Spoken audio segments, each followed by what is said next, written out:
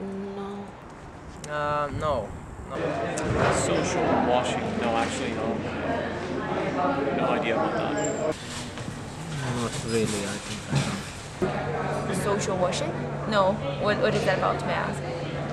Color of your eye or the tone of your skin, don't care where you are, don't care where you been, cause where we gonna go is where we wanna be. The place where the native language is unity, and the continent is called Pangea, and the main ideas are connected like a sphere. If I had an enemy, then my enemy's gonna try to come and kill me, cause I'm his enemy. There's one tribe, y'all. We one tribe, y'all. We one tribe, y'all. We are one people. Let's catch amnesia. Forget about all that evil. Forget about all that evil. That evil. Social washing. Today, people use the social media more than ever to get information.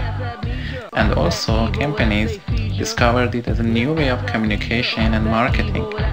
Social washing is the application of social media by companies to pretend that they care about health, social activities, and sustainable development in order to mislead people for obtaining more profits.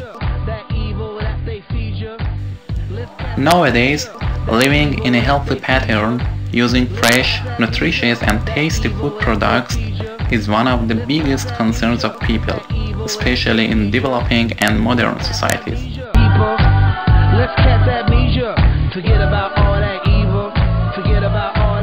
The food has to be good quality.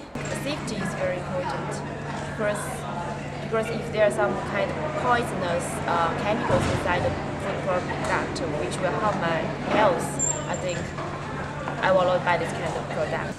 I think it's also quite much quality and price. First, there's quality. Maybe in the long run, in somehow, but this is not because of the advertisement or things like that. It's more the personal healthy. I try to eat lots of vegetables and fruits and that kind of thing. I think that nowadays I thinking a little bit more than when I was younger, I think, and I have children. I try to learn them, and you have to eat like this and exercise and everything else. Reasonably good quality is most important. Price is also important. Some big companies in food industry that are notorious for their unhealthy products have started to develop their markets by social washing. Since they know that people don't trust in direct advertisements, they have found social washing a new way to clean their bad reputation by making false information, both about nutrition values of their products and dangers of current food habits. The time is really in a card now, and there are people who have lots of hurry, so maybe for them sometimes it might be useful to use that kind of product. Also, I don't like it so much. I mean, certain items to be packed seems a little bit unnecessary. I feel that I'm worried about this because I think if you preserve it for a long time, you sometimes have to put extra chemicals inside, and also it's not that nutritious. And especially for the fast food, I mean, it's very unhealthy with a lot of fat, and it's not good for your body function. I think it's a bad thing. I mean, negative thing. First, because it's not fresh and it loses its nutrition values, and I think it's even the fact that it contains conservatives also affects your body on the short and also on the long term. I am the chair of Ronald McDonald House Charities. People may not know as much as they think they know about Ronald McDonald House Charities. So I remind them of the grants that we make in the community, the scholarships we give, and of course our core programs, which are their houses, the family rooms, and our care mobiles.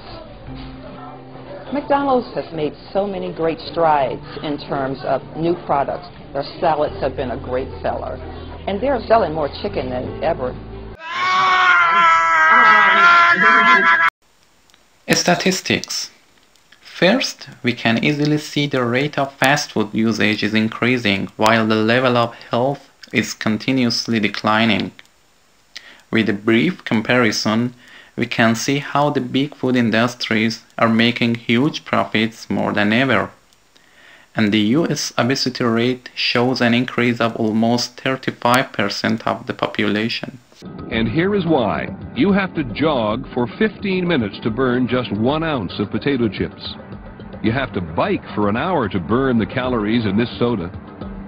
And this supersized meal at McDonald's has so many calories, you have to walk for 6 hours to burn it off. However, the main question still remains. Do the people trust to these advertisements? Well, I could trust it a little bit. Sometimes they're not lying 100%, but for sure there's little lies. It's always difficult to know what the companies really are representing. They typically exaggerate in order to make it more attractive than what it necessarily has to be. Companies' main goal always is profit. That's the first thing they care about.